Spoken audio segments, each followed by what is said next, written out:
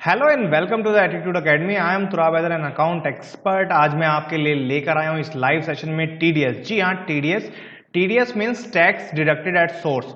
तो टीडीएस क्या है, किस लिए इसको इंप्लीमेंट किया गया, ये सारी चीजें हम इस लाइव सेशन में आपके साथ डिस्कस करेंगे। तो बने रहे हमारे साथ इस लाइव सेशन में एंड तक। तो मैं आपको क्लियर कराऊंगा कि टीडीएस क्या है, किस किस कंसेप्ट पे टीडीएस वर्क करता है, ऑब्जेक्टिव ऑफ टीडीएस क्या है, वो सारी चीजें इस वीडियो में हम कवर करेंगे आपके। तो सबसे पहले समझ लेते हैं व्हाट इज टीडीएस। जी हाँ, टीडीएस क्या है। TDS stand for tax deducted at source, a type of direct tax.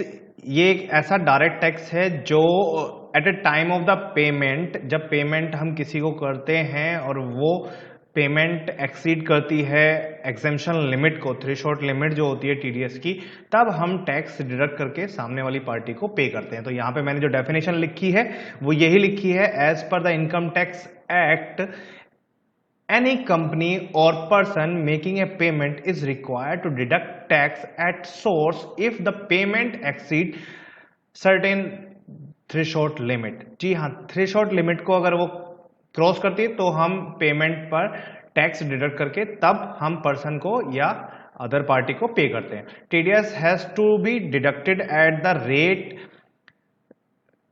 कहने का मतलब ये है, टीडीएस जो है वो एक पर्टिकुलर रेट पे डिडक्ट होता है जब जो टैक्स रेट डिपार्टमेंट ने तय की है पहले से। तो ये सारा कंसेप्ट है टीडीएस का। अब समझते हैं कंसेप्ट ऑफ टीडीएस। तो there are two types of people. आप समझें इस तरह से कि दो तरह के लोग होते हैं जो टीडीएस में मेन रोल अदा करते हैं। वन इज डिडक्टर और सेकंड इज डिडक्टी। जी हाँ, डिडक्टर। अब डिडक्टर कौन होता है हमें ये समझना पड़ेगा। Person who make payment after deducting TDS, ये वो पर्सन है या ये वो कंपनी है जो पैसा डिडक्ट करने के बाद टीडीएस पे कर रही है सामने वाली पार्टी को, यानी अ पार्ट ऑफ एम्प्लॉयर और एम्प्लॉयज का कनेक्शन अगर आप समझेंगे तो एम्प्लॉयर जो है वो हमारा डिडक्टर है। Deductee person who receive payment after deducting TDS, ये वो पर्सन है जो पेमेंट रिसीव कर रहा है टीडीएस डिडक्ट होने के बाद, यानी आपका एम्प्लॉइज। तो एम्प्लॉयर कौन है? डिडक्टर। और एम्प्लॉइज कौन है? डिडक्टी। अगर हम ऐसे समझे कि डिडक्टर वो पर्सन है जो कंपनी है और पार्टी जो है सामने वाली वो उसकी डिडक्टीज हैं। तो ये आपको समझना पड़ेगा। अब बात करते हैं ऑब्जेक्टिव। ऑब्जेक्टिव ऑफ टीडीएस क्या है? सबसे पहले तो ये है कि जो बर्डन था टैक्स का, पहले होता क्या था एक्चुअल में, आप ये समझ लीजिए। इनकम टैक्स जो था वो हम पूरे साल में एक बार भरते थे। तो होता क्या था, रेवेन्यू जनरेट करने में गवर्नमेंट को इशू आते थे, कुछ पर्सन जमा करते थे, कुछ पर्सन नहीं जमा करते थे। तो गवर्नमेंट ने क्या किया, बर्डन को 4 भाग में डिवाइड कर दिया। पेमेंट जो है वो क्वार्टरली बेस पे टीडीएस के रूप में डिडक्ट करनी शुरू कर दी। तो मान लीजिए आपका जो इनकम टैक्स है पूरे साल में जाके वो बनता है 15,000 रुपए, ठीक है। और आपका टीडीएस भी डिडक्ट कर रहे हैं साथ में और इनकम टैक्स भी चल रहा है, तो टीडीएस डिडक्ट हो रहा है धीरे धीरे। तो गवर्नमेंट क्या बोलती है, आप 5-5 हजार 10-10 हजार करके मंथ क्वार्टर एंड पे आप उसको पे कर दीजिए। तो लास्ट में हम उसका आपको इनकम टैक्स में रिबेट दे देंगे या छूट दे देंगे। तो मान लीजिए आपने पूरे साल में 10,000 रुपए टीडीएस जमा कराया और 15,000 रुपए का आपका इनकम टैक्स निकल के आ गया, तो 5,000 रुपए का ही लास्ट में at the month of March के बाद आपको पे करना पड़ेगा, ठीक है। और इससे क्या हुआ, आसानी हो गई टैक्स स्ट्रक्चर में भी और रेवेन्यू जनरेट करने में भी गवर्नमेंट को। तो ये इसका ऑब्जेक्टिव था कि ताकि हर कोई इनकम टैक्स जमा कर पाए और टाइमली पेमेंट गवर्नमेंट को हो जाए। उसके बाद बात करते हैं एडवांटेज की। अब एडवांटेज क्या है? एडवांटेज मैंने जैसे कि आपको बताया कि टैक्स टाइमली जमा हो रहा था, रेवेन्यू जनरेट हो रहा था गवर्नमेंट को, बिग कलेक्शन ऑफ टैक्स, इसमें टैक्स का बहुत अच्छा रेवेन्यू जनरेट हुआ गवर्नमेंट को। बर्डन रेस्पॉन्सिबिलिटी टैक्स पेयर्स की, एजेंसीज की, डिडक्टर की खत्म हो गई है, ठीक है। और टाइमली सारा सिस्टम मेंटेन कर दिया है। ये सारे एडवांटेज हैं टीडीएस के। हमारे इनकम टैक्स में काफी इसका इफेक्ट आया है। उसके बाद बात करते हैं इंट्रोडक्शन ऑफ टीसीएस। टीसीएस में tax collected at source, a part of direct tax ही है, टीडीएस का ही एक पार्ट है। वहां पे हमारे सेक्शन चलते हैं 24Q, 26Q, 27EQ। यहां पे टैक्स कलेक्टेड एट सोर्स में चलता है 27EQ। 206C इसकी सेक्शंस है, ठीक है। इस तरीके के अगर हम टीडीएस में बात करें तो टीडीएस जो है वो अदर सोर्सेज पे चलता था, वो अभी हम आगे इस लाइव सेशन में आपके साथ डिस्कस करेंगे। तो सबसे पहले समझ लेते हैं टैक्स कलेक्टेड एट सोर्स। वहां पे क्या हो रहा था, डिडक्शन हो रहा था, यहाँ पे होगा कलेक्शन। मान लीजिए आप पार्किंग में जाते हैं, पार्किंग में कार पार्क करते हैं, वहां पे आपका टीसीएस करता है। टोल प्लाजा पे जाते हैं, टोल प्लाजा जब आप क्रॉस करते हैं एक स्टेट से दूसरे स्टेट में, तब आपको टोल प्लाजा पे टीसीएस कलेक्ट करते हैं वो आपसे। तो ये टाइप ऑफ डायरेक्ट टैक्स ही है और टीडीएस का ही एक पार्ट है। उसके बाद डिफरेंस समझते हैं, टीडीएस में और टीसीएस में डिफरेंस क्या है। तो डिफरेंस समझने के लिए मैंने यहाँ पे कुछ पॉइंट्स लिखे हैं। ये पॉइंट्स हैं हमारे, जिससे हमें हेल्प मिलेगी समझने में टीडीएस को, कि टीडीएस क्या है और टीसीएस क्या है। Different payment under different sections, यहाँ पे बहुत सारे डिफरेंट आपके सेक्शंस हैं और उनकी डिफरेंट पेमेंट एग्जेम्पशन लिमिट्स है। लाइक सेक्शन 192 से स्टार्ट होता है, 192 होता है, 193 से 195 तक होता है। अगर हम बात करें कलेक्शन एट स्पेसिफाई रेट, तो यहाँ पे सिर्फ एक ही सेक्शन है 206C, जिसके according tax collected at source हम कलेक्ट करते हैं। डिडक्शन एट स्पेसिफाई रेट, ये एक स्पेसिफाई रेट्स हैं जिन पे डिडक्शन होता है। बाय सेलर ऑफ गुड्स, जब गुड्स की सेल परचेज होती है तब सेल के कंसेप्ट में हमारा गुड्स पे स्क्रैप वगैरह हम करते हैं, तब ये कलेक्ट एट सोर्स होता है। मान लीजिए आपने एक मशीनरी परचेज की है और परचेज करने के बाद जब उसकी लाइफ पूरी हो गई तो आप उसे स्क्रैप में बेच रहे हैं, तो उस पर आप टीसीएस कलेक्ट करते हैं। रेस्पॉन्सिबल पर्सन इसको डिडक्ट करता है, यहाँ पे टिम्बर्स पे, फॉरेस्ट पे, टेंडो लीव्स पे, तंबाकू के पत्ते, इन सब पे ये डिडक्ट होता है। At a time of the payment और क्रेडिट, जब पेमेंट होती है तभी इसका डिडक्शन हो जाता है और यहाँ पे जब सेल होती है तब उसका हम कलेक्शन करते हैं। तो एक तरफ डिडक्शन है, एक तरफ कलेक्शन है। ये यहाँ पे हम बात कर लें पार्किंग, टोल प्लाजा, इन सब पे मैंने अभी आपको बताया कि इन सब पे भी टीसीएस कलेक्ट करते हैं हम। उसके बाद करते हैं tax deduction and collection account number, tan number भी इसको हम बोलते हैं। Tax deduction and collection account number क्या होता है, ये एक यूनिक आइडेंटिफिकेशन नंबर है, जिससे आप क्या होता है कि आप टैक्स में भरने में हेल्प मिलती है, टीडीएस टीसीएस की पेमेंट रिसीव करने में, ठीक है, इन सब में आपको हेल्प मिलेगी। तो इसके लिए जो फॉर्म भरा जाएगा इसके लिए जो हम फॉर्म भरते हैं वो 49B फॉर्म इसके लिए आता है।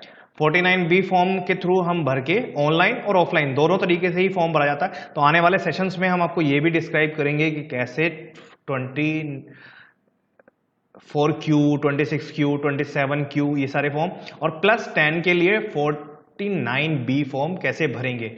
49A भरा जाता है पैन के लिए, 49B भरा जाता है टैन के लिए।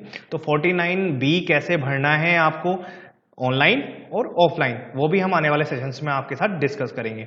तो रिक्वायरमेंट क्या है टैन की, चालान जनरेट करना हो आपको, इनकम टैक्स के सर्टिफिकेट इशू करके देना हो, तो इस फॉर्म की रिक्वायरमेंट आपको टैन की रिक्वायरमेंट पड़ेगी। अब स्ट्रक्चर ऑफ टैन की बात कर लेते हैं। फर्स्ट 3 कैरेक्टर्स जो हैं टैन के आपके, वो आपके स्टेट्स को बिलोंग करेंगे। तो जैसे यहाँ पे DEL लिखा है तो ये दिल्ली को रिप्रेजेंट कर रहा है। फोर्थ कैरेक्टर जो होगा वो कंपनी के नेम का पहला अक्षर आएगा आपके। उसके बाद जो 5 नंबर्स आ रहे हैं ये यूनिकली सीरीज है, 0001 से स्टार्ट होकर 999 तक, ये रेंडमली सिलेक्टेड होती है। At the last character alphabetically है, ये A से लेके Z तक कुछ भी रेंडमली सिलेक्ट करके आएगा। तो फर्स्ट 3 कैरेक्टर स्टेट्स को बिलोंग करेंगे। फोर्थ कैरेक्टर आपका कंपनी नेम का पहला अक्षर, 5 नंबरिकल सीरीज होती है, यूनिक होती है, आपको रेंडमली सिलेक्ट करके मिलेगी। At the last A to Z कोई भी कैरेक्टर आपका हो सकता है। अब हम समझते हैं टीडीएस का फ्लो चार्ट। फ्लो चार्ट क्या होता है, फ्लो चार्ट में step number 1 the deductor deduct the payment, और पेमेंट उसको करता है टैक्स डिडक्ट करने के बाद।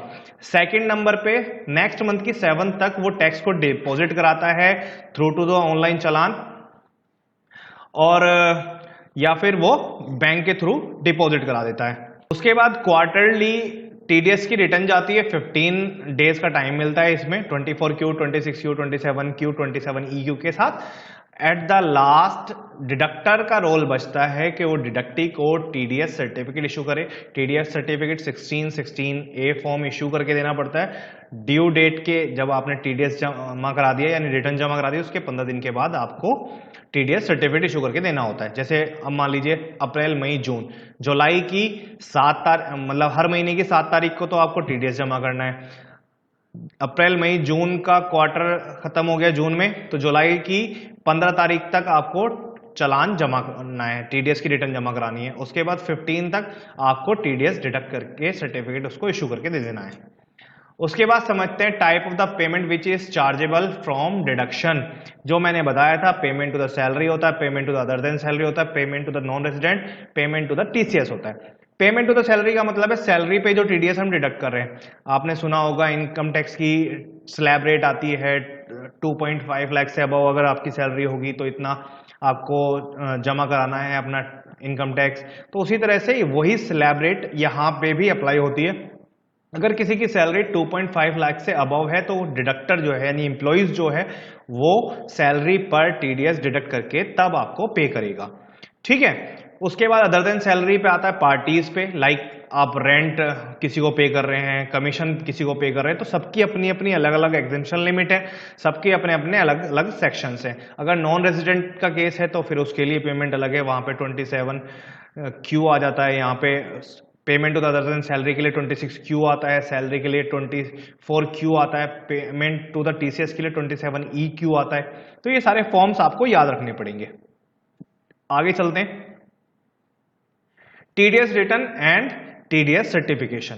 अब रिटर्न्स की अगर हम बात करें तो मैंने बोला 24Q किसके लिए होता है, आपके सैलरी के केस में आता है, 26Q आपका अदर देन सैलरी के केस में आता है, 27Q जो है वो अदर देन नॉन रेजिडेंट के केस में आता है अदर देन सैलरी में, 27EQ टीसीएस के केस में आता है। ये सारे फॉर्म्स होते हैं जो आपके यूज में आएंगे। अब बात करते हैं टीडीएस सर्टिफिकेट्स की। तो फॉर्म 16 आता है आपका एनुअल ही एक ही बार आपको देना है एम्प्लॉइज को अपने पेमेंट टू द सैलरी के केस में।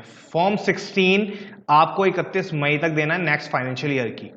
उसके बाद आता है आपका फॉर्म 16A, ये हर क्वार्टर के 15 दिन का ड्यू डेट्स होती है इसकी, हर क्वार्टर के 15 तारीख तक आपको दे देना है। जब आपने रिटर्न भर दी उसके 15 दिन के बाद आपको 15 दिन के बाद तक इसको आप अदर देन सैलरी के केस में दे सकते हैं। उसके बाद आता है 27D, ये टीसीएस के केस में होता है, क्वार्टरली ये भी जाएगा, इसके लिए भी सेम ही डेट्स मेंशन्ड हैं यहाँ पे। उसके बाद आता है 16B, ठीक है। यहाँ पे क्या है, यहाँ पे है रेंट और सेल ऑफ प्रॉपर्टी।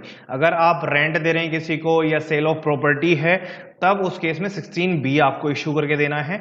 तो ये सारे फॉर्म्स आपको ध्यान में रखने हैं और ये सारी क्लासेस आपको एक बार रिमाइंड करा देता हूं कि हमने आज क्या क्या सीखा है। सबसे पहले मैं बात कर रहा था कि टीडीएस क्या है, टीडीएस का कंसेप्ट क्या है, तो ये हमने सीखा। इसमें रिटर्न की ड्यू डेट्स क्या हैं, कैसे चलता है, वो सारी चीजें। तो अब एक स्ट्रक्चर समझ लीजिए छोटा सा टीडीएस का। डिडक्टर का सबसे ज्यादा रोल है। डिडक्टर जो है वो पर्सन है जो टीडीएस डिडक्ट करके गवर्नमेंट को जमा करा रहा है। तो सारा काम जो है वो डिडक्टर का है। डिडक्टर टैक्स डिडक्ट करेगा, उसके बाद गवर्नमेंट को जमा कराएगा, गवर्नमेंट को जमा कराने के बाद रिटर्न फिल करेगा, रिटर्न फिल करने के बाद 16 या 16A या 16B या 27D फॉर्म इशू करके देगा डिडक्टी को, और फिर डिडक्टी उसकी अपने इनकम टैक्स में उसकी छूट ले लेगा। तो ये सारा कंसेप्ट चलता है हमारे टीडीएस एंड टीसीएस यानी डायरेक्ट टैक्स के केस में। अगर आपको इसी तरह के लाइव सेशंस हमारे साथ कनेक्ट होना है या जुड़ना है तो आप भी हमारे साथ जुड़ सकते हैं। आप नीचे दिए गए कॉन्टैक्ट नंबर्स पर हमें कॉल कर सकते हैं या डिस्क्रिप्शन बॉक्स में अपना नाम नंबर दे सकते हैं, हम आपको कॉल बैक करेंगे। तो इसी तरह के लाइव सेशन लेने के लिए हमारे साथ जुड़ें और इसी तरह के लाइव वीडियोस देखने के लिए हमारे साथ बने रहें। Have a good day, thank you so much, bye bye.